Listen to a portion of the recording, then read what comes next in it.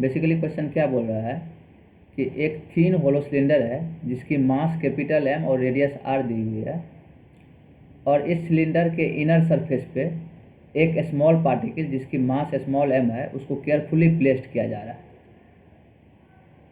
और इनिशियली जो है सिलेंडर रेस्ट में है, और ये जो पार्टिकल है इनिशियली ये हॉरिजॉन्टल प्लेन से जो है आर हाइट पे रखा जा रहा है। ठीक है, बेसिकली क्वेश्चन में ये सब चीज़ गिवन है कि ये सिलेंडर की मास कैपिटल एम है और रेडियस आर है, और इसकी मास स्मॉल एम है, और इनिशियली इसकी वेलोसिटी 0 है।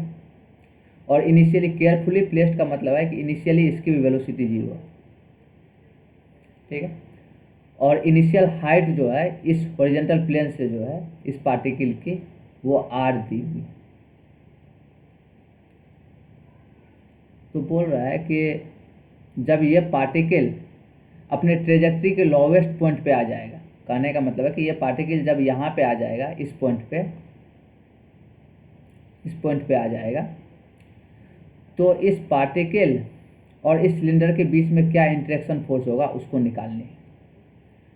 और एक चीज़ गिवन है कि फ्रिक्शन जो है वो एब्सेंट है किसके किसके बीच में, इस पार्टिकल और इनर सरफेस ऑफ सिलेंडर के बीच में जो फ्रिक्शन है वो एब्सेंट है। और ये जो सिलेंडर है ये हॉरिजॉन्टल प्लेन पे विदाउट स्लिपिंग मूव कर रहा है। ठीक है, तो जैसे ही इस पार्टिकल यहाँ से इनिशियली दोनों की वेलोसिटी 0 है, ठीक है, लेकिन जैसे ही इस पार्टिकल को यहाँ से छोड़ेंगे और ये वाली पार्टिकल जब यहाँ पे आएगी धीरे धीरे नीचे आएगी, तो ये सिलेंडर क्या होगा, ये आगे भी बढ़ेगा और रोटेट भी करेगा। इसी कारण से बोल रहा है कि ये सिलेंडर जो है ना, ये जो मूव कर रहा है ये विदाउट स्लिपिंग के साथ मूव कर रहा है। तो विदाउट स्लिपिंग का मतलब ये है कि ये जो इस पॉइंट की जो कॉन्टैक्ट पॉइंट की जो वेलोसिटी है सिलेंडर की वो 0 है। ये समझ में आनी चाहिए, ये हर वक्त ऑलवेज ये गिवन है। ठीक है, ये सारी चीज़ें गिवन है, और हमको बोल रहा है क्या कि जब लोवेस्ट पॉइंट पे आ जा रहा है ये वाली पार्टिकल, तो इंटरेक्शन फोर्स जो होगा उसकी वैल्यू क्या होगी वो निकालनी है। तो अब इस क्वेश्चन को कैसे अप्रोच किया जाए देखते हैं। तो एक चीज़ ये चीज़ समझ में आ रही होगी कि ये जो हमारा पार्टिकल है ये हर वक्त किसी भी जनरल टाइम टी पे, हर वक्त मान लो किसी जनरल टाइम टी पे पार्टिकल ये हमारा यहाँ पे है, ठीक है, किसी जनरल टाइम टी पे पार्टिकल यहाँ पे है, और जैसे इसको यहाँ से छोड़े हैं तो ये चीज़ समझ में आ रही होगी कि ये जो सिलेंडर है ये आगे भी बढ़ रहा हो और रोटेट भी कर रहा हो। ठीक है, और जैसे यहाँ से इनिशियली पार्टिकल यहाँ पे थी, यहाँ से छोड़े तो ये चीज़ समझ में आ रही होगी कि सिलेंडर आगे इधर बढ़ रहा हो। ठीक है, तो हम ये चीज़ बोल सकते हैं कि वेलोसिटी ऑफ जो सेंटर ऑफ मास होगी, ये सेंटर ऑफ मास है, इसकी जो वेलोसिटी होगी वो इधर होगी, VC है मान लेते। ठीक है, और ये रोलिंग विदाउट स्लिपिंग है तो इसकी सर्टेन कुछ एंगुलर वेलोसिटी भी होगा, उसको ओमेगा इधर मान लें। ठीक है, ये होगा। ठीक है, तो ये चीज़ समझ में आनी चाहिए, तभी इस पॉइंट की जो वेलोसिटी है वो 0 हो पाएगी। ठीक है,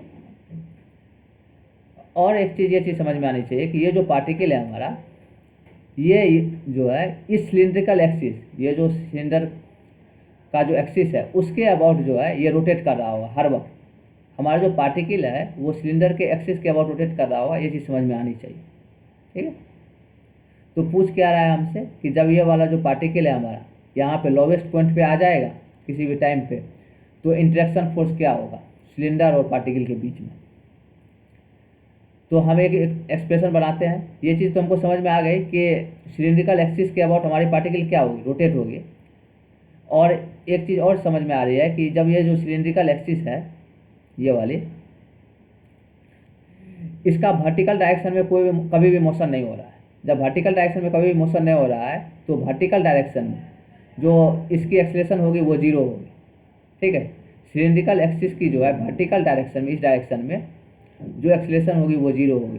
तो अगर हम न्यूटन्स लॉ यहाँ पे लगाना चाहें, इस पार्टिकल पे लगाना चाहें, इस पॉइंट पे, जब ये पार्टिकल इस पॉइंट पे पहुँच रहा है तो एक क्या लगेगा, एक नॉर्मल फोर्स मान लेते हैं कि N लगेगा इस सिलेंडर के द्वारा इस पार्टिकल पे, और एक ग्रेविटेशनल फोर्स mg लगेगा।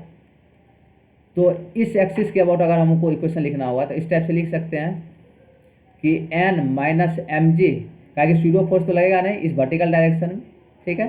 तो n माइनस एम जी बराबर m velocity of particle with respect to cylindrical axis का whole square divide by r, ये लिख सकते हैं। ये समझ में आनी चाहिए, आई थिंक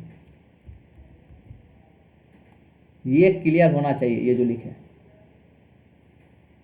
क्या कि इस डायरेक्शन में नेट फोर्स बराबर मास इंटू एक्सेलरेशन लिख दिया इसका, तो नेट फोर्स सिर्फ यही लग रहा है। स्यूडो फोर्स क्यों नहीं लगा है? क्योंकि इस डायरेक्शन में जो है इस एक्सिस की कोई भी एक्सेलरेशन नहीं है, ठीक है। तो सिर्फ जो रियल फोर्स लग रहा है उसी को लगाएंगे। तो एन माइनस एम जी बराबर मास इंटू एक्सेलरेशन क्या हो जाएगा? जब इस एक्सिस के अबाउट ये सर्कुलर पाथ पे रोटेट कर रहा है तो एक्सेलरेशन इस डायरेक्शन में क्या हो जाएगा?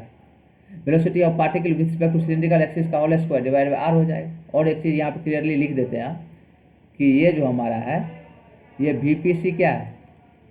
ये वीपीसी जो है हमारा ये है velocity of particle with respect to cylindrical axis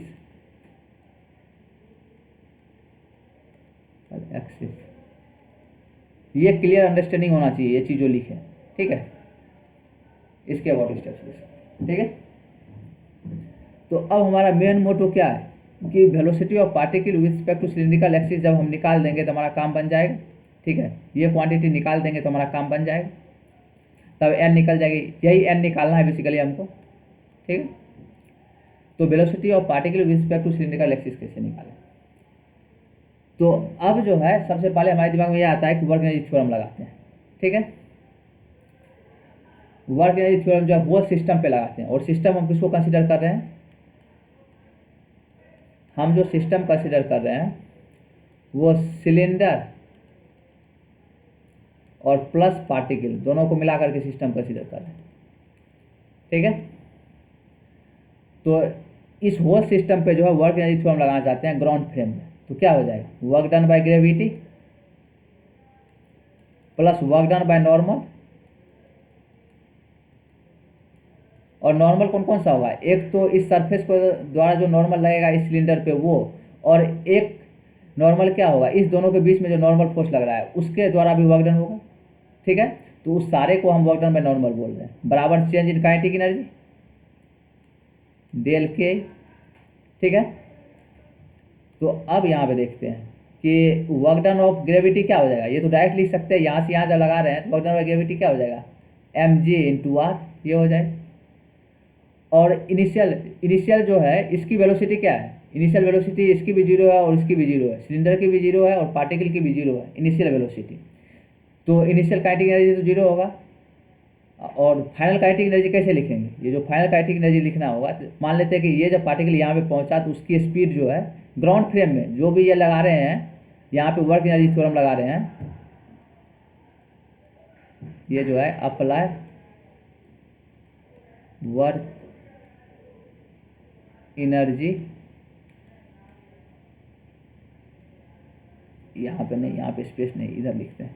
ये जो लगा रहे हैं ये ग्राउंड फ्रेम में वर्क एनर्जी थ्योरम लगा रहे हैं, डायरेक्ट लिखते हैं, इतना समझ में आनी चाहिए। ये जो एक्सप्रेशन है ये जो है ये वर्क एनर्जी थ्योरम लगा रहे हैं किस में? Apply work energy theorem in ground frame में लगा रहे हैं, ठीक है, ठीक है। ये जो एक्सप्रेशन लगा, ठीक है। तो जब ग्राउंड फ्रेम में लगा रहे हैं तो ग्राउंड फ्रेम में काइनेटिक एनर्जी लिखेंगे हम, ठीक है। तो इनिशियल काइनेटिक एनर्जी जीरो है, फाइनल काइनेटिक एनर्जी कितना हो जाएगा? इसका मान लेते हैं कि जब ये पार्टिकल यहाँ पे आया तो ग्राउंड फ्रेम में जो उसकी वेलोसिटी है v इधर है, ग्राउंड फ्रेम में बोल रहे हैं, ठीक है। तो ग्राउंड फ्रेम में जब यहाँ पे दर्शाना सही नहीं रहेगा कि यहाँ पे तो इसके लिए इक्वेशन लिखे थे तो ये समझ में आ रही हो। हम ग्राउंड फ्रेम में लिख रहे हैं, ग्राउंड फ्रेम में जो है इसकी वेलोसिटी v इधर मान ली है, तो हम लिख सकते हैं कि final kinetic energy half m v square और प्लस क्या हो जाएगा? ये जो पार्टिकल है ये जो कॉन्टैक्ट पॉइंट है उससे जो एक्सिस पास कर रहा है वो क्या है? इसका इंस्टेंटेनियस एक्सिस ऑफ रोटेशन है, क्योंकि ये रोलिंग विदाउट स्लिपिंग हो रहा है सिलेंडर। तो इस एक्सिस के अबाउट क्या होगा? प्योर रोलिंग होगा। तो इसको लिख सकते हैं कि हाफ आई इस एक्सिस के अबाउट क्या हो जाएगा? 2mr², half I omega square, ये लिख सकते हैं, ये समझ में आनी चाहिए। ठीक है, किसी जनरल टाइम टी पे इसकी एंगुलर वेलोसिटी ओमेगा मान लिया और velocity of centre of mass vcm मान लिया। ठीक है, तो जब ये पार्टिकल यहाँ पे पहुँच रहा है तो उसकी एंगुलर वेलोसिटी ओमेगा मान लिया और velocity of centre of mass vcm है, तो काइनेटिक एनर्जी इस टाइप से लिख सकते हैं। ठीक है, अब यहाँ पे क्या हो रहा है कि हमको work done by normal force निकालना है, ये निकालना है, तो ये कैसे निकालेंगे ये चीज़ सोचते हैं। तो यहाँ से तो एक का तो वर्क डन बाय, जैसे यहाँ से जैसे हमारा सिलेंडर ये है, इसका फ्री डायग्राम थोड़ा समझाते हैं। तो इस सिलेंडर पे जो है एक फोर्स यहाँ से लग रहा होगा, इसको हम बोल रहे हैं N1। ठीक है, ये जो कॉन्टैक्ट पॉइंट इस हॉरिजॉन्टल सरफेस के द्वारा जो फोर्स लग रहा होगा उसको N1 बोल रहे हैं। तो जब इस पॉइंट की कोई डिस्प्लेसमेंट ही नहीं हो रहा है, कभी डिस्प्लेसमेंट क्यों नहीं हो रही है, क्योंकि इसकी वेलोसिटी हर वक्त जीरो है। जब वेलोसिटी कॉन्टैक्ट पॉइंट का वक्त जीरो है तो इसकी इस कॉन्टैक्ट पॉइंट की कोई भी डिस्प्लेसमेंट नहीं होगी, कभी भी नहीं। तो वर्क डन बाय जो N1 होगा, ये वर्क डन बाय N1 इस फोर्स के द्वारा, ये तो जीरो हो जाएगा, ये तो समझ में आ रही होगी। अब एक जो है इस दोनों जो सिलेंडर है और जो पार्टिकल है उसके बीच में भी नॉर्मल फोर्स लग रहा होगा। तो सिलेंडर पे जो फोर्स लग रहा होगा वो इस डायरेक्शन में लग रहा होगा। ठीक है, इसको मान लेते हैं N2, और पार्टिकल पे जो फोर्स लग रहा होगा वो इस डायरेक्शन में लग रहा होगा। ठीक है, तो अब देखते हैं कि वर्क डन बाय N2 क्या होगा, इसको समझते हैं थोड़ा सा कि वर्क डन बाय N2 कैसे लिखेंगे। हम सिस्टम किसको ले रहे हैं, सिस्टम सिलेंडर प्लस पार्टिकल दोनों के लिए ले रहे हैं। ठीक है, तो अब इसको कैसे लिखेंगे ये चीज़ समझते हैं कि हमारे पास ये सिलेंडर है। ठीक है, तो सिलेंडर पे जो फोर्स लगा वो किधर लगेगा, सिलेंडर पे जो फोर्स लगेगा वो इधर लगेगा इस डायरेक्शन में। N2 मान लिए, किसी जनरल टाइम टी पे मान लेते हैं पार्टिकल यहाँ पे है, तो N2 फोर्स लगेगा इधर। और पार्टिकल पे जो फोर्स लगेगा, ये जो पार्टिकल है इस पे जो फोर्स लगेगा, इस पे N2 फोर्स इधर लगेगा, ये समझ में आनी चाहिए। तो पार्टिकल पे जो वर्क डन लिखेंगे N2 के द्वारा क्या लिखेंगे, N2 dot displacement of this particle. और डिस्प्लेसमेंट ऑफ दिस पार्टिकल को इस टाइप से लिख सकते हैं क्या कि डिस्प्लेसमेंट ऑफ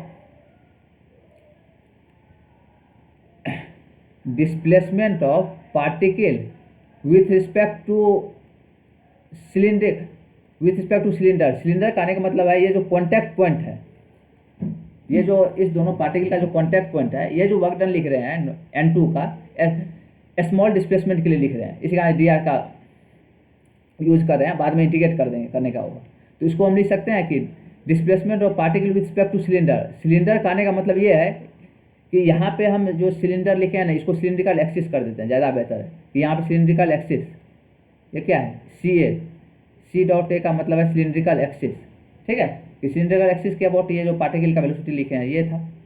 यहाँ पे हम दूसरा चीज बोल रहे हैं, यहाँ पे बोल रहे हैं क्या कि ये जो कॉन्टैक्ट पॉइंट है, इस कॉन्टैक्ट पॉइंट पे जो सिलेंडर का जो डिस्प्लेसमेंट है उसके रिस्पेक्ट में जो है इस पार्टिकल की डिस्प्लेसमेंट क्या होगी, वो ये जो C है यहाँ पे, इसमें बाद में लिख देंगे कि यहाँ पे क्या है कि आपका कि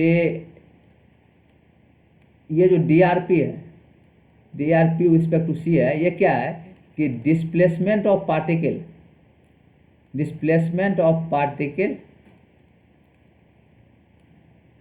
विथ रिस्पेक्ट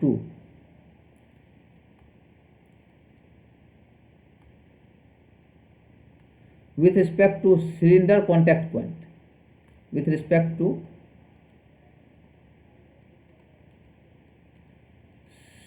सिलेंडर। इसको समझिएगा अच्छे से, अच्छा क्वेश्चन है, अच्छे समझिएगा तब क्लियर होगा बहुत कुछ। सिलेंड्रिकल कॉन्टैक्ट पॉइंट, ये मतलब ये जो कॉन्टैक्ट पॉइंट की जो डिस्प्लेसमेंट होगी उसके रिस्पेक्ट में जो डिस्प्लेसमेंट है वो है ये displacement of particle with respect to C। ठीक है, ये हो गया। और नेट डिस्प्लेसमेंट क्या होगा, displacement of particle with respect to C plus displacement of cylinder, ये हो जाएगा इस कॉन्टैक्ट पॉइंट का, यही होगा। तो N2 का तो वर्क डन इस पार्टिकल पे लिख दिया, इस टाइप से लिखेंगे। अब इस सिलेंडर पे जो वर्क डन होगा इस फोर्स का वो कैसे लिखेंगे, जब इसको हम N2 वेक्टर बोल रहे हैं तो इसको क्या बोलेंगे, -N2 वेक्टर। तो ये क्या हो जाएगी आपकी, इसको एक तो वर्क डन ये हो गया, ये तो पार्टिकल पे हो गया। अब इसके लिए लिखते हैं, सिलेंडर पे लिखते हैं, तो इसको -N2 और डॉट क्या हो जाएगा, डिस्प्लेसमेंट ऑफ सिलेंडर। ये जो सिलेंडर का डिस्प्लेसमेंट है क्या है, ये DRC है, ठीक है। ये कॉन्टैक्ट पॉइंट का डिस्प्लेसमेंट बोल रहे हैं, कहीं दूसरे पॉइंट का नहीं, काहे कि सिलेंडर के हर एक पॉइंट का डिस्प्लेसमेंट अलग अलग होगा, तो इस कॉन्टैक्ट पॉइंट के डिस्प्लेसमेंट के बारे में बात कर रहे हैं, ठीक है। ये DRC क्या है, डिस्प्लेसमेंट ऑफ कॉन्टैक्ट पॉइंट, ठीक है। यहाँ पे DRC क्या है, हम अच्छे से लिख देते हैं इसको। DRC क्या है कि displacement of contact point of cylinder, displacement of contact point of cylinder. तो कॉन्टैक्ट पॉइंट मतलब इस दोनों पार्टिकल और जो सिलेंडर है उसका जो कॉन्टैक्ट पॉइंट है, ये वाला पॉइंट है, इसका बात कर रहे हैं, ठीक है वो। तो अब एक चीज़ यहाँ पे देखिए कि क्या होगा कि अब इस दोनों को जो सम करेंगे तो यहाँ से क्या होगा कि ये क्वांटिटी, एक बार फिर एक स्टेप बढ़ा देते हैं, तो इसको कैसे लिख सकते हैं, अब इस दोनों को क्लब करके कैसे लिखेंगे, N2 dot displacement of particle with respect to cylinder plus N2 dot displacement of cylinder, और यहाँ पे क्या हो जाएगा minus N2 dot displacement of cylinder, ये हो जाएगा। तो यहाँ से ये और ये कैंसिल आउट हो जाएगी, ये समझ में आनी चाहिए। यहाँ से जो है ये और ये कैंसिल आउट हो जाएगी और सिर्फ ये बचेगा। और एक चीज़ ये समझ में आनी चाहिए कि displacement of particle with respect to cylinder जो होगा इस कॉन्टैक्ट पॉइंट के रिस्पेक्ट में जो होगा वो क्या होगा, ये टेंजेंशियली होगा, ये समझ में आनी चाहिए। Displacement of particle with respect to cylinder जो होगा ये टेंजेंशियली होगा, और नॉर्मल फोर्स और इसके बीच का जो एंगल होगा ये 90 डिग्री होगा, ये समझ में आनी चाहिए, ये π/2। तो जब ये इस दोनों फोर्स के बीच में एंगल 90 डिग्री है तो इसका वैल्यू कितना हो जाएगा, इस दोनों का डॉट जो है कितना हो जाएगा, 0 हो जाएगा। तो अल्टीमेटली हुआ क्या कि वर्क डन बाय जो टोटल यहाँ पे जो N2 के द्वारा जो वर्क डन हुआ वो भी क्या हो गया, सिस्टम पे क्या हो गया, 0 हो गया। ये समझ में आनी चाहिए कि वर्क डन बाय जो N2 हुआ वो भी 0 हो गया। तो वर्क डन बाय N1 तो 0 था ही, प्रूफ कर दिए थे, और वर्क डन बाय N2 भी 0 है। वर्क डन बाय N2 ये भी क्या है, 0 है, ठीक है। तो नॉर्मल फोर्स का कोई वर्क डन हो ही नहीं रहा है, ठीक है, ये समझ में आनी चाहिए।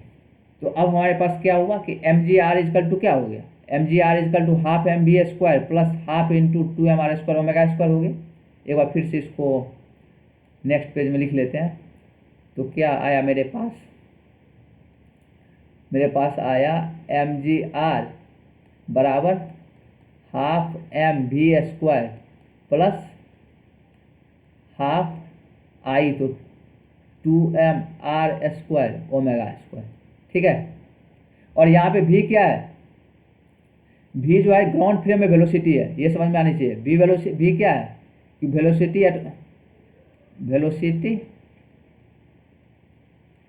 वेलोसिटी ऑफ पार्टिकल, ठीक है, at lowest point in ground frame, ये समझ में आनी चाहिए, ठीक है। तो अब यहाँ पे क्या होगा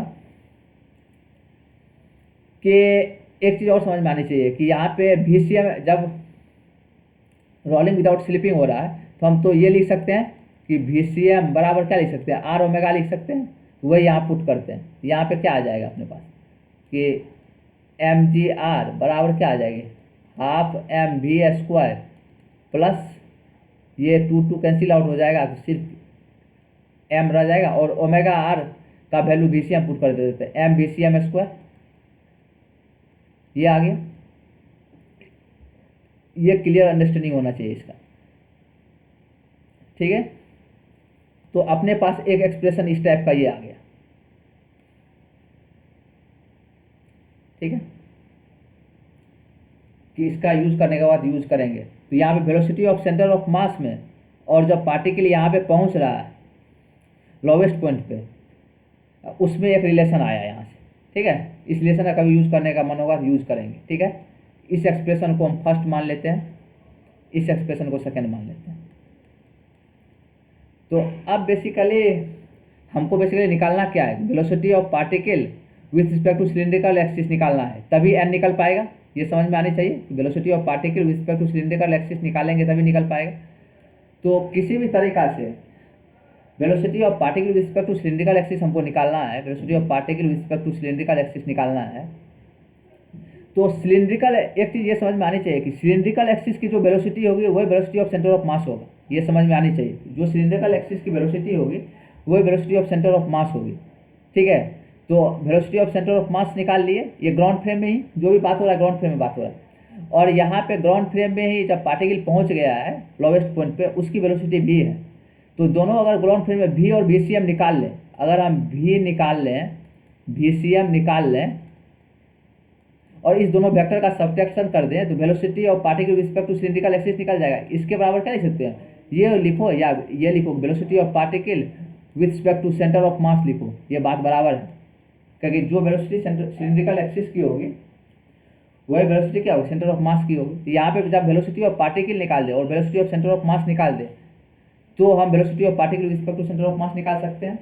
तो बेसिकली अब हमारा मेन ध्यान क्या रहेगा कि वेलोसिटी ऑफ पार्टिकल निकालना और वेलोसिटी ऑफ सेंटर ऑफ मास निकालना, ठीक है। तो इसको आप कैसे निकालेंगे, तो अब वर्क एनर्जी थ्योरम से लगा करके एक एक्सप्रेशन तो बना, लेकिन इससे जो है हमारे पास एक्सप्रेशन एक है लेकिन वेरिएबल दो है। यहाँ पे वेरिएबल क्या है, यहाँ पे एक वेरिएबल है आपका v और एक वेरिएबल v और एक vcm है। अगर ये दोनों निकल जाए तो हमारा काम बन जाएगा, ये समझ में आनी चाहिए, ठीक है। तो अब इसको कैसे अप्रोच किया जाए, अब हमको इधर से तो कोई चारा नहीं बच रहा है कि कैसे भी कुछ करें, तो अब हमको न्यूटन्स लॉ जो है ना अप्लाई करना होगा और कोई उपाय नहीं है, ठीक है। क्योंकि वर्क एनर्जी थ्योरम से सिर्फ नहीं निकल पा रहा है, ये velocity of particle with respect to cylindrical axis जो है वर्क एनर्जी थ्योरम से नहीं निकल पा रहा है, तो हमको न्यूटन्स लॉ अप्लाई करना होगा, ठीक है। अब न्यूटन्स लॉ अप्लाई करते हैं, तो अब क्या होगा, न्यूटन्स लॉ कैसे,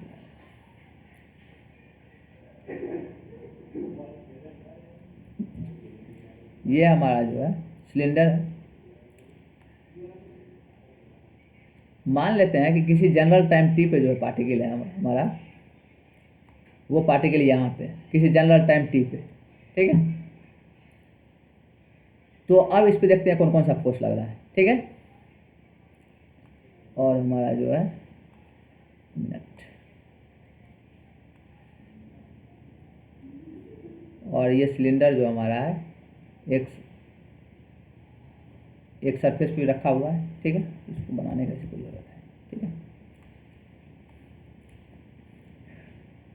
तो अब इस पे क्या हो रहा है, किसी जनरल टाइम t पे जो है फोर्स लिखते हैं, फिर force by mass into acceleration करेंगे, ठीक है। तो सबसे पहले सिलेंडर पे लिखते हैं, ये चीज़ समझ में आ रही होगी। जब वेलोसिटी ऑफ सेंटर ऑफ मास इधर है तो एक्सेलरेशन ऑफ सेंटर ऑफ मास भी इधर ही होगी, ठीक है। और इसकी एंगुलर वेलोसिटी इनिशियल 0 था और बाद में एंगुलर वेलोसिटी सडन कुछ आया इस डायरेक्शन में, तो एंगुलर एक्सेलरेशन भी क्या होगा, इसी डायरेक्शन में होगा, ये समझ में आनी चाहिए। तो अब वेलोसिटी ऑफ सेंटर ऑफ मास का तो कोई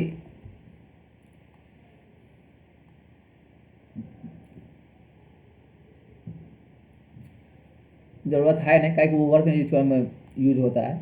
अब तो एक्सेलरेशन ऑफ सेंटर ऑफ मास से काम करेंगे। तो acceleration of centre of mass क्या है, वो इस डायरेक्शन में है, मान लेते हैं ACM इधर है, और एंगुलर एक्सेलरेशन क्या होगी, अल्फा इधर होगी, ये समझ में आनी चाहिए, ठीक है। क्या कि वेलोसिटी ऑफ सेंटर ऑफ मास इधर होगा तो initial velocity of centre of मास 0 है, और जब वेलोसिटी ऑफ सेंटर ऑफ मास इधर हो गया तो एक्सेलरेशन ऑफ सेंटर ऑफ मास इधर होना पड़ेगा, और इनिशियल एंगुलर वेलोसिटी 0 है, और बाद में सर्टेन टाइम के बाद इसकी सर्टेन कुछ एंगुलर वेलोसिटी आ जा रही है और वो इस डायरेक्शन में आ रही है। तो इसका क्लियर मतलब है क्या कि जो एंगुलर एक्सेलरेशन होगा वो भी क्या होगा, इसी डायरेक्शन में होगा, ठीक है। तो अब सिलेंडर पे जो है हम फ्री बॉडी डायग्राम खींचते हैं, तो एक क्या फोर्स लगेगा, एक फ्रिक्शन का फोर्स लगेगा और वो फोर्स इधर लगेगा, ये समझ में आनी चाहिए, ठीक है। फ्रिक्शन का फोर्स यहाँ पे लगना मजबूरी है, क्योंकि फ्रिक्शन फोर्स के कारण से जो है ना इसमें टॉर्क आएगा और इसमें एंगुलर वेलोसिटी आएगी, ठीक है, और एंगुलर एक्सेलरेशन है, तो फ्रिक्शन फोर्स लगेगा। और जब एंगुलर एक्सेलरेशन इधर है, इस डायरेक्शन में है, हम प्रूव कर लिए, तो फ्रिक्शन का फोर्स जो है इधर लगना पड़ेगा, ठीक है। एक ये होगी। फ्री बॉडी डायग्राम बनाते हैं कि इसका सिलेंडर का, और सिलेंडर पे क्या लगेगा, एक ये फोर्स लगा और एक क्या फोर्स लगेगा, इधर लगेगा ग्रेविटी का फोर्स mg,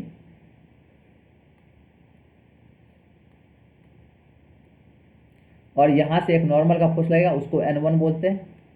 और एक नॉर्मल का फोर्स जो है इसी लाइन में लगेगा, वो N2। ये समझ में आनी चाहिए। इस पार्टिकल के द्वारा इस पे किसी जनरल टाइम टी पे बोल रहे हैं कि जब पार्टिकल यहाँ पे है तो किसी जनरल टाइम टी पे जो है पार्टिकल जब यहाँ पे है तो इस पार्टिकल के द्वारा इस पे नॉर्मल फोर्स यहाँ लगेगा, ठीक है। उसको N2 मान ले रहे हैं, ठीक है। और मान लेते हैं कि ये एंगल थीटा है, ठीक है। तो ये एंगल थीटा है तो ये भी एंगल थीटा हो जाएगा। अब इस पे फोर्स का इक्वेशन लिखते हैं।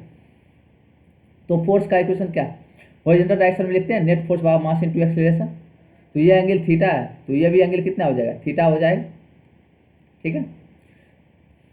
तो net force by mass into acceleration लिखते हैं एक्स डायरेक्शन। तो क्या हो जाएगी, देखिए कि N2 cos थीटा इधर, एंगल थीटा, तो N2 cos थीटा इधर और N2 sin थीटा इधर, और इधर ही हम पॉजिटिव मान लेते हैं इस डायरेक्शन में। तो हम इस टाइप से लिख सकते हैं कि N2 sin theta minus F equal to mass capital M into acceleration of centre of mass. ये लिख सकते हैं net force by mass into acceleration इस डायरेक्शन में।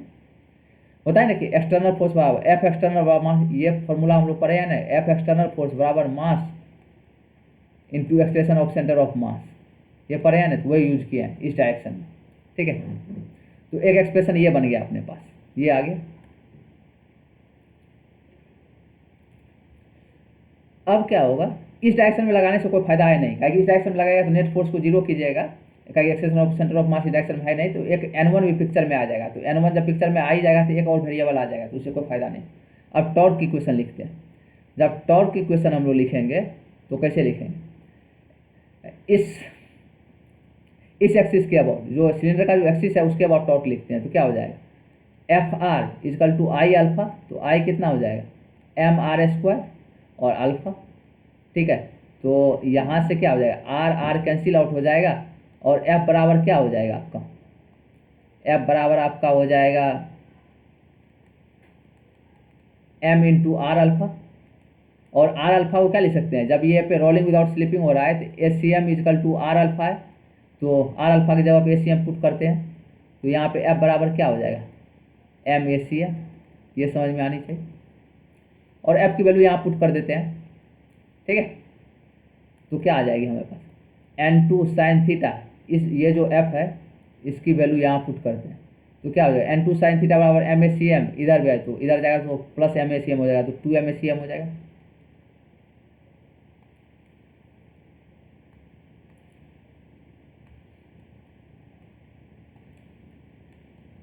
बराबर 2MACM, ये आ गया अपने पास, ठीक है। अब ये तो हुआ किसके लिए, ये तो हुआ सिलेंडर के लिए। अब सिलेंडर के लिए न्यूटन्स लॉ लगा दिए, तो यहाँ पे N2 एक वेरिएबल आ गया और acceleration of centre of mass variable आ गया है, ठीक है। और एक चीज़ ये समझ में आनी चाहिए कि ये N2 आपका वेरिएबल है, ये इस पॉइंट पे रहेगा तो अलग होगा, इस पॉइंट पे रहेगा तो अलग होगा, इस पॉइंट पे अलग रहेगा, इस पॉइंट पे होगा तो अलग होगा। ये N2 का वैल्यू चेंज करेगा, किसी जनरल टाइम टी पे लिख रहे हैं, ये क्वेश्चन जो लिखे हैं किसी जनरल टाइम टी पे लिखे हैं। अब हम पार्टिकल पे इक्वेशन लिखते हैं। तो पार्टिकल पे फोर्स क्या लगेगा,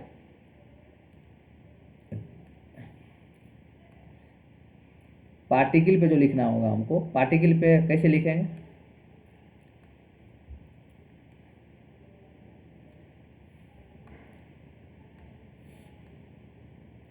अब हमारा पार्टिकल जो है सेंटर यहाँ पे है, ठीक है, और पार्टिकल यहाँ पे है इस टाइप से। तो एक नॉर्मल फोर्स N2 तो लगेगा यहाँ पे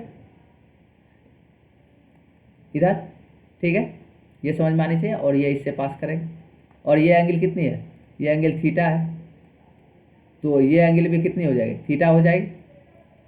अब ये पार्टिकल का फिगर डायग्राम बना दें, और पार्टिकल पे कौन कौन सा फोर्स लगेगा, एक ग्रेविटी का फोर्स लगेगा mg, और इस पर फ्रिक्शन का फोर्स नहीं लगेगा, क्योंकि ये सरफेस स्मूथ है, इनर सरफेस, ठीक है, बताया गया। तो अब हमारे दिमाग में कैसे इसको अप्रोच किया जाए, तो सबसे पहले जो हमारे दिमाग में ये चीज़ आता है कि इसको इस टाइप से अप्रोच करें कि ये जो पार्टिकल है, ये जो सिलिंड्रिकल एक्सिस है उसके रिस्पेक्ट में क्या हो रहा है कि ये रोटेट कर रहा है इस टाइप से, ठीक है। तो सारे फोर्सेस को जो है, सबसे पहले हमारे दिमाग में ये आता है कि सारे फोर्सेस को इस टेंजेंशियल डायरेक्शन में और नॉर्मल डायरेक्शन में हम जो है तोड़ लें और फिर net force by mass into acceleration लिख लें। ठीक है, सारे फोर्सेज को टेंजेंशियल डायरेक्शन में और नॉर्मल डायरेक्शन में तोड़ लें और फिर net force by mass into acceleration लिखें। ये थीटा है तो ये भी थीटा हो जाएगा यहाँ पे। तो mg का जो कंपोनेंट लीजिएगा तो mg cos थीटा इधर, mg sin थीटा इधर। ठीक है, तो यहाँ पे एक चीज़ ये दिमाग में आता है कि इस डायरेक्शन में अगर हमको लिखना होगा तो इस टाइप से लिखेंगे, इस डायरेक्शन में लिखना होगा तो कैसे लिखेंगे, mg cos थीटा इधर है। और एक चीज़ कि ये जो सिलेंडर का जो एक्सिस है इसके अबाउट ये रोटेट कर रहा है इस टाइप से, तो इसके अबाउट रोटेट कर रहा है। तो इसके फ्रेम में अगर लिखना चाहें तो, और सिलेंडर का जो एक्सिस है उसकी एक्सेलेरेशन कितनी है, सेंटर ऑफ मास के एक्सेलेरेशन के बराबर है। क्या कि जितनी सेंटर ऑफ मास की एक्सेलेरेशन होगी उतनी एक्सेलेरेशन क्या होगी, सिलेंड्रिकल एक्सिस की होगी। और वो क्या है, वो इधर है। तो यहाँ पे स्यूडो फोर्स एक ये लगेगा m into S C M, ये चीज़।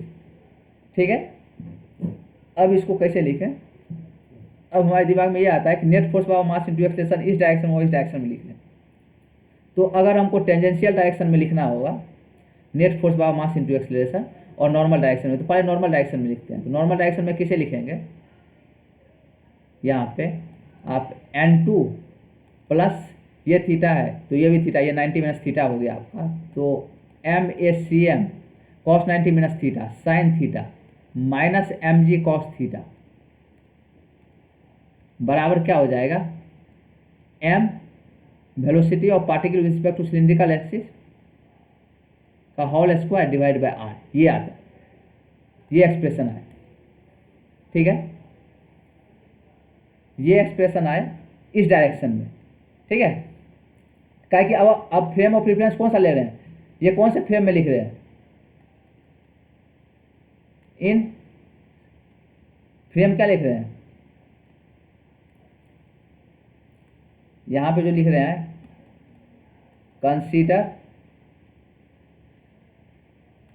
Consider cylindrical axis frame.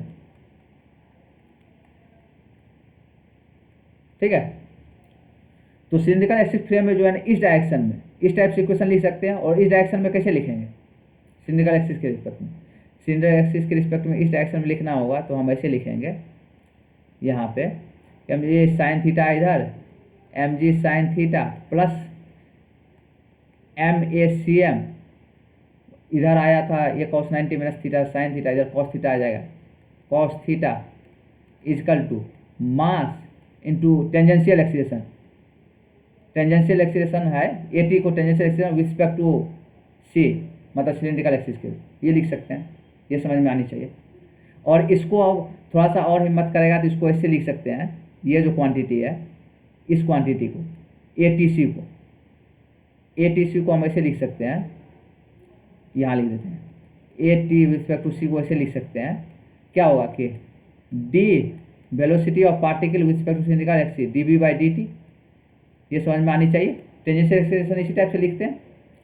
और इसको और लिखना चाहे आप थोड़ा सा, या इसी में रहने दें, इसमें अगर रहने देते हैं तो यहाँ पे आप इसके बदले में आप क्या लिखिएगा, ये लिखिएगा। तो यहाँ पे इसको रब करके ये लिख देते हैं, और या तो ये लिखिए, नहीं तो इसको और थोड़ा सा अगर अच्छे से लिखना चाहते हैं आप तो ये लिख सकते हैं क्या कि यहाँ पे velocity of particle with respect to cylinder का एक्सिस, ये समझ में आनी चाहिए, dV by r d theta, ऐसे भी लिख सकते हैं इसको। जैसे लिखते हैं ना, जैसे ए को क्या लिख सकते हैं, ए को v dV बाई dx लिखते हैं ना, एक्सेशन को क्या लिखते हैं, ए dV बाई dx लिखते हैं। तो उसी कारण से इस डायरेक्शन में क्या लिख सकते हैं, इसको देखिए ना, इसको ऐसे कैसे लिखे ना हम कि dVc dt, इसको ds से ऊपर नीचे मल्टीप्लाई कर दीजिए तो ds बाई dt क्या हो जाएगा, ये जो ds बाई dt हो जाएगा, इसके फ्रेम में बोल रहे हैं particle with respect to frame c, तो ये हो जाएगा velocity of particle with respect to c हो जाएगा, और dpc बाई ds हो जाएगा। और dpc बाई ds को लिख सकते हैं, ds को क्या लिख सकते हो, r d थीटा लिख सकते हो, यहाँ पे थीटा के टर्म में लिखना।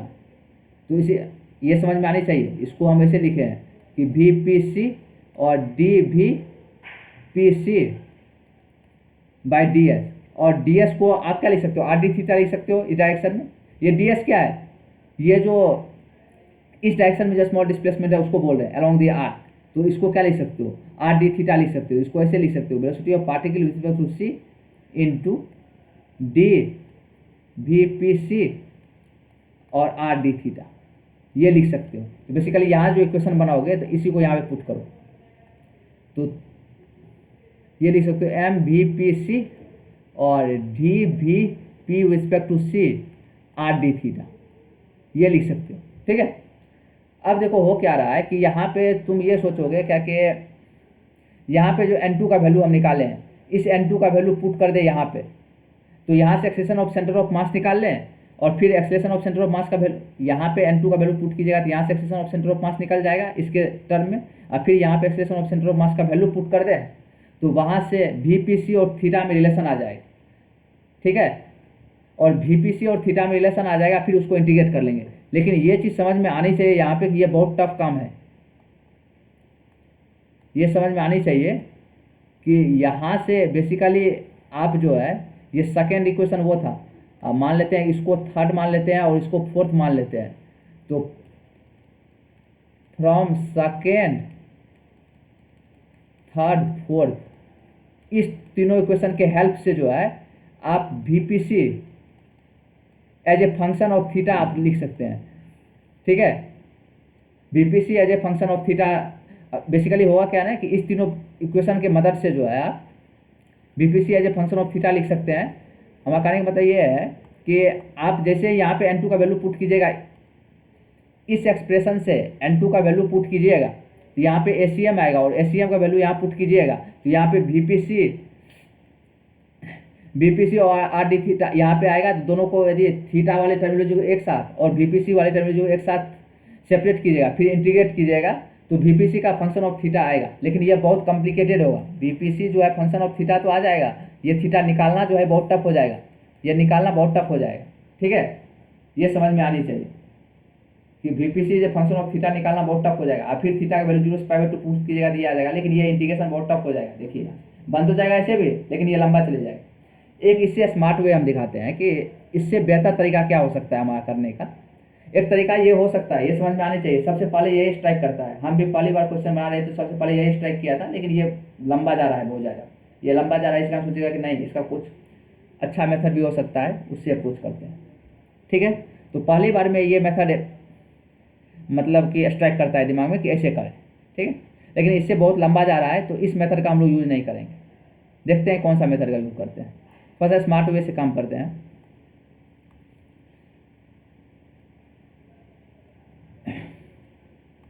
ठीक है,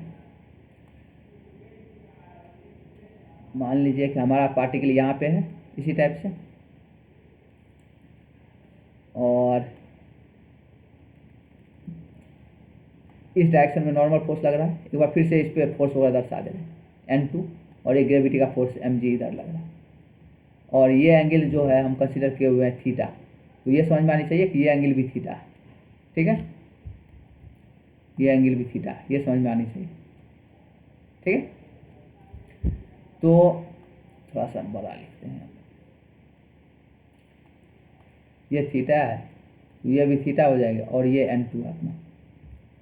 तो देखिए हमारे पास इस दोनों एक्सप्रेशन का तो यूज़ नहीं करेंगे, काहे कि इस दोनों एक्सप्रेशन का यूज़ करेंगे बहुत फंस जाएंगे। एक हमारे पास ये एक्सप्रेशन है, ठीक है ना, एक एक्सप्रेशन तो ये है, इसको हम लोग कौन सा माने हैं, उसको फर्स्ट माने थे ना, अच्छा वो अच्छा इसको फर्स्ट माने थे, तो ये सेकंड है अपना, और ये थर्ड है। ठीक है, और यहाँ पे थर्ड के बाद ये फोर्थ हो गया और ये फिफ्थ हो गया, ये फिफ्थ है। इसका जैसे यूज़ करेंगे नहीं, यहाँ पे सिर्फ ये लिख देते हैं कि थर्ड फोर्थ और फिफ्थ से ये सेकेंड नहीं आएगा। थर्ड फोर्थ और फिफ्थ से जो है ना F is a function of theta निकाल सकते हैं, लेकिन वो बहुत लंबा चल जाएगा, फिर आगे कैलकुलेशन करना हो। तो दूसरा तरीका से इसको बनाने की कोशिश कर रहे हैं। तो देखिए, तो अगर ये N2 को दो कंपोनेंट तोड़े तो एक कंपोनेंट क्या हो जाएगा, इधर हो जाएगा N2 cos थीटा, इधर हो जाएगा N2 sin थीटा। तो हम लिख सकते हैं ग्राउंड फ्रेम में कि N2 sin थीटा बराबर mass into acceleration of particle in x direction. ये लिखने के लिए आना चाहिए कि इधर ये कंपोनेंट N2 cos थीटा ऊपर है, N2 sin थीटा इधर, तो n2 sin थीटा बराबर mass into acceleration of particle in x direction में लिख सकते हैं, नेट फोर्स बराबर मास इंटू एक्सेलरेशन। और यहाँ पे ax क्या है, ग्राउंड फ्रेम में जो पार्टिकल की एक्सेलरेशन है वो है ax, ये समझ में आनी चाहिए, ठीक है। और हमको यहाँ पर भी जो है, यहाँ पे ये इक्वेशन जो थर्ड है, n2 sin थीटा बराबर 2m/cm दिया हुआ है, तो और एक एक्सप्रेशन ये है अपने पास, ठीक है। तो इसको स्टार मान लेते हैं, ये चीज़ समझ में आना चाहिए। अब इसका तो कोई यूज नहीं करेंगे, ये तो ऐसे हम बताने के लिए कि फर्स्ट बार ऐसे स्ट्राइक करता है दिमाग में, पहले ऐसे अप्रोच करना चाहिए। तो इस टाइप से अप्रोच करने से होता है क्या, लंबा चल जा रहा है, जिस कारण से ये मेथड का यूज़ नहीं कर रहे हैं, अब नया मेथड से हम बनाना चाह रहे हैं। इस एक्सप्रेशन का तो यूज़ करेंगे, ये एक्सप्रेशन तो ठीक है। तो n2 sin थीटा बराबर 2m/cm यहाँ पे है, और यहाँ पे क्या है, n2 sin थीटा बराबर max है। तो इक्वेशन थर्ड है नहीं है, equation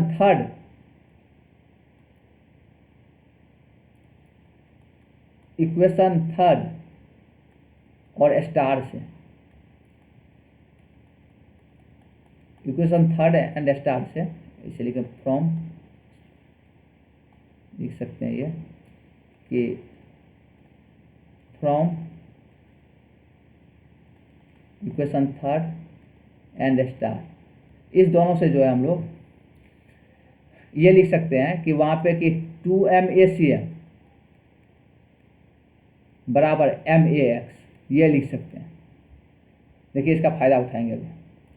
2m/cm, n2 sin theta बराबर क्या है, 2m/cm है, और यहाँ पे n2 sin थीटा बराबर क्या है, max है, तो 2m/cm बराबर max लिख सकते हैं। और acm को आप क्या लिख सकते हो, dBcm/dt, और यहाँ पे क्या लिख सकते हो, m dVx/dt, ये लिख सकते हो, ठीक है। और यहाँ से क्या हो जाएगा, dt आप कैंसिल आउट कर सकते हो, और दोनों साइड इंटीग्रेट कर सकते हो, dt कैंसिल आउट कर दें और दोनों साइड इस टाइप से इंटीग्रेट कर सकते हैं। 2m dVcm इंटीग्रेशन बराबर m dVx, इसका इंटीग्रेशन। और initially velocity of centre of मास भी 0 था, फाइनली जब ये पार्टिकल यहाँ पे पहुंचा है, velocity centre of mass VCM मान लेते हैं इसे, और इसी वेलोसिटी इसकी 0 थी। जब फाइनली यहाँ पे पहुंचा है, तो ये चीज़ समझ में आनी चाहिए कि जब ये पार्टिकल हमारा यहाँ पे पहुंचा है, तो इसकी जो भी वेलोसिटी है वो एक्स डायरेक्शन में है, इस डायरेक्शन में ही है। तो ये जो वेलोसिटी एक्स डायरेक्शन में Vx लिखेंगे वो v के बराबर होगा, ये समझ में आनी चाहिए, ठीक है। और ये v क्या है, ग्राउंड फ्रेम में है, तो यहाँ पे ये चीज़ लिख सकते हैं हम लोग कि 2m/VCM इजकल टू mv। ये समझ में आनी चाहिए v क्यों लिखे, क्या है कि जब पार्टिकल यहाँ पे पहुँचेगा तो इस टाइम पे जो है, जो एक्स डायरेक्शन में जो वेलोसिटी होगी v है, वही v के बराबर होगी, क्या है कि इसकी नेट वेलोसिटी जो है एक्स डायरेक्शन में है, इसी कारण से यहाँ पे v लिखे। तो 2m/VCM बराबर mv, ये एक्सप्रेशन अपने पास बन गया, ठीक है। अब जब ये एक्सप्रेशन अपने पास बन गया है, इसको डबल स्टार बोलते हैं। अब इसका यूज करेंगे, क्या है कि ये एक्सप्रेशन बन गया अपने पास 2m/VCM बराबर mv, और यहाँ पे ये एक्सप्रेशन अपने को मालूम है, ये वाला सेकेंड वाला एक्सप्रेशन mgr बराबर हाफ mv² m/VCM²। अगर यहाँ पे VCM का वैल्यू पुट कर दे तो v निकल जाएगा यहाँ पे। तो इसको फिर से लिखते हैं एक बार,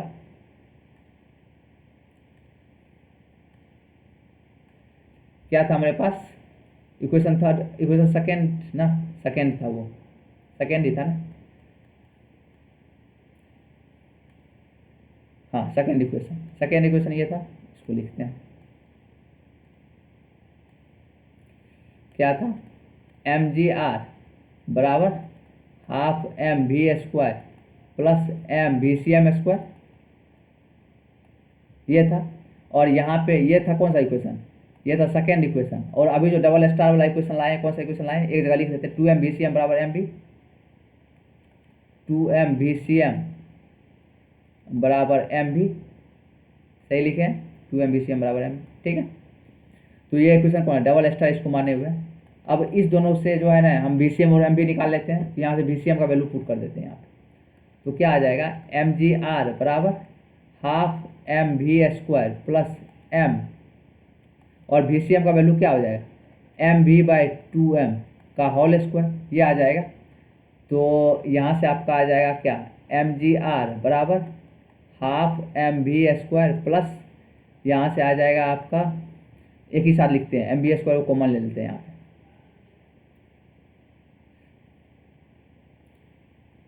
यहाँ पे हाफ एम वी स्क्वायर को कॉमन ले लेते हैं। Half M V square common लेंगे तो इधर 1 आएगा और इधर क्या आएगा आपका, ये एक एम ऊपर में आएगा,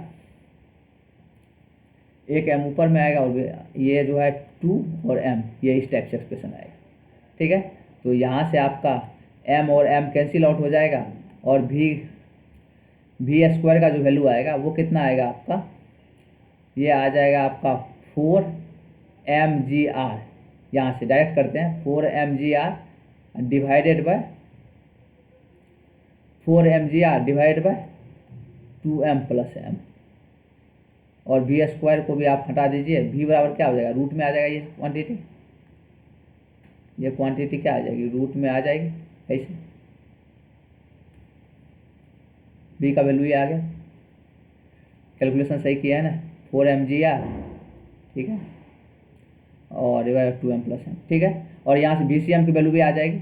अब VCM की वैल्यू कितनी आ जाएगी, VCM की वैल्यू आ जाएगी mv/2m है, तो m/2m, और इसको आप मल्टीप्लाई कीजिएगा तो 4 mgr divide by 2m plus m, ये आ गया अपने पास। ठीक है, अब जब ये दोनों क्या है, ये भी ग्राउंड फ्रेम में है, ये क्या है ग्राउंड फ्रेम में है, ग्राउंड फ्रेम में वेलोसिटी है, और ये भी क्या है ग्राउंड फ्रेम में वेलोसिटी है सेंटर ऑफ मास की, ग्राउंड फ्रेम में वेलोसिटी है फ्रेम में, और ग्राउंड फ्रेम में पार्टिकल वेलोसिटी है। तो आप velocity of particle with respect to centre of mass निकाल सकते हैं।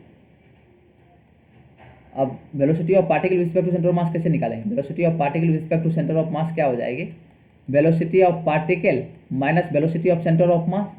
तो velocity of particle with respect to centre of mass क्या है, वेलोसिटी ऑफ पार्टिकल क्या है, पार्टिकल तो इधर जा रही थी, पार्टिकल जो है ये पार्टिकल ये इधर जा रही है, और velocity of centre of mass क्या है, ये तो इधर है, ये समझ में आनी चाहिए, वेलोसिटी ऑफ सेंटर ऑफ मास इधर है। तो क्या हो जाएगा इसके रिस्पेक्ट में, इसके तो क्या हो जाएगा, ये प्लस इधर मानते हैं तो इस टाइप से लिख सकते हैं, v माइनस BCM, ये लिख सकते हैं, means what v plus BCM, इतना समझ में आनी चाहिए। तो v प्लस BCM कितना हो जाएगा, velocity of particle with respect to centre of mass. तो यहाँ से VCM का वैल्यू रख देते हैं, तो यहाँ से रखोगे कितना आएगा mv डिवाइड बाय 2m। ठीक है, यहाँ से v कॉमन ले लिए तो कितना आ गया यहाँ पे 2m plus m divide by 2m, ये हो जाएगी आपकी, ये समझ में आनी चाहिए। और ये डायरेक्शन क्या हो जाएगी, इसकी डायरेक्शन इधर हो जाएगी, इस डायरेक्शन में होगी। ठीक है, तो अब जो n माइनस mg बराबर ये जो एक्सप्रेशन लिखे हैं, अब यहाँ पुट कर देते हैं, ये जो एक्सप्रेशन लिखे हैं फर्स्ट लाइन में ये वाला n माइनस mg बराबर क्या होगा, mv ca लिखे, यह बताया ना कि velocity of particle with respect to centre of mass या velocity of particle with respect to cylindrical axis same ही चीज़ है। ठीक है, तो अब यहाँ से एक्सप्रेशन लिखते हैं अपना, तो यहाँ से n की वैल्यू, जब इसकी वैल्यू निकल गई है तो अब n की वैल्यू निकल जाएगी,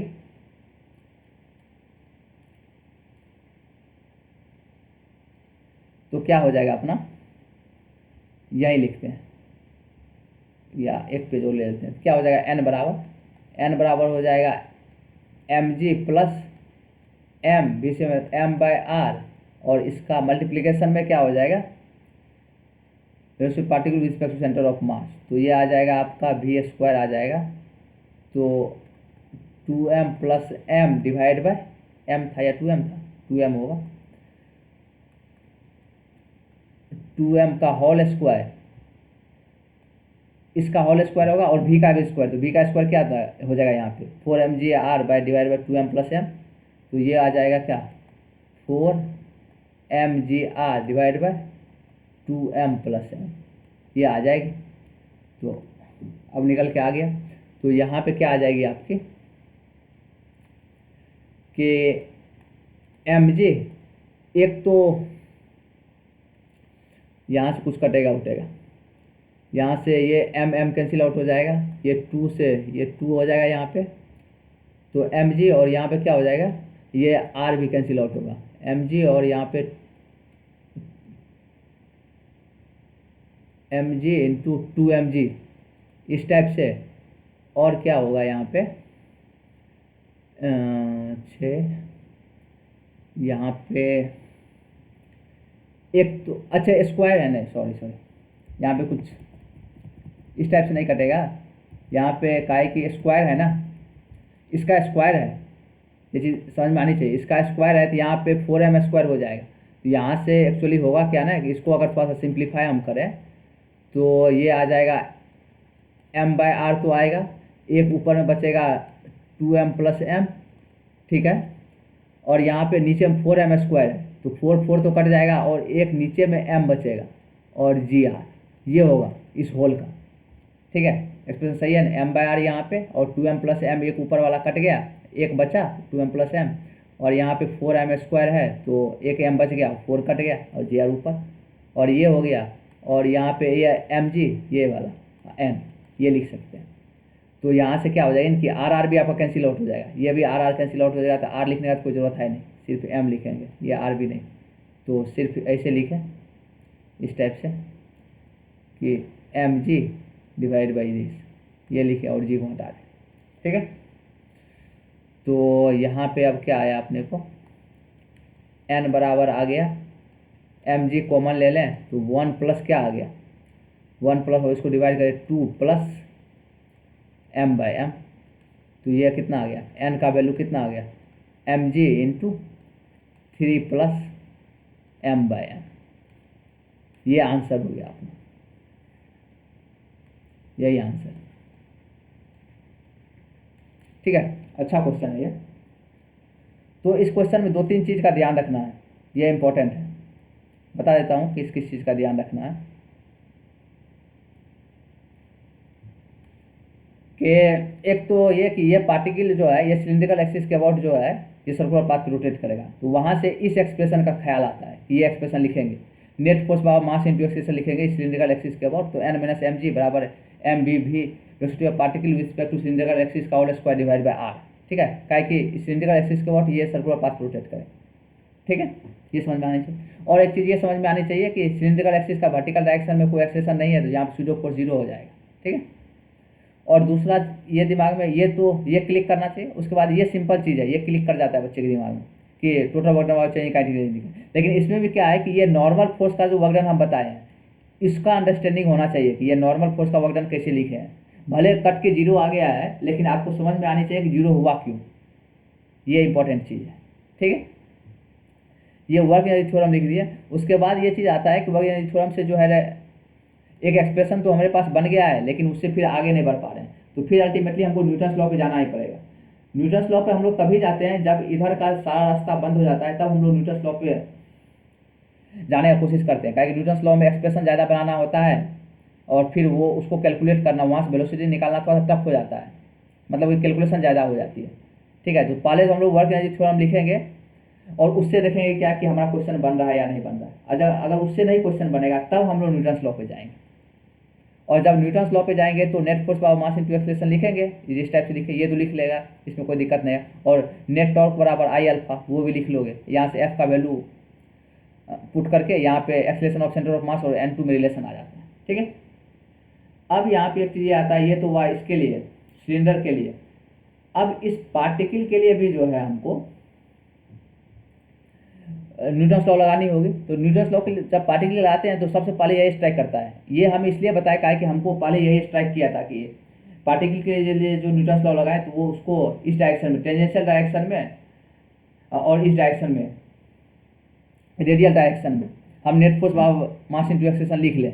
और ये जो है ना, और ये क्या कि हमको ये आइडिया है कि ये वाला जो पार्टिकल है इस एक्सिस के अबाउट जो है ये सर्कुलर पाथ पे रोटेट कर रहा है, तो इसी कारण से फर्स्ट सेंस ये बनता है कि ये दोनों एक्सप्रेशन बना है। ये पहले बार दिमाग में थॉट आता है, क्योंकि हमको पहले बार यही आया था, इस कारण से हम बता रहे हैं।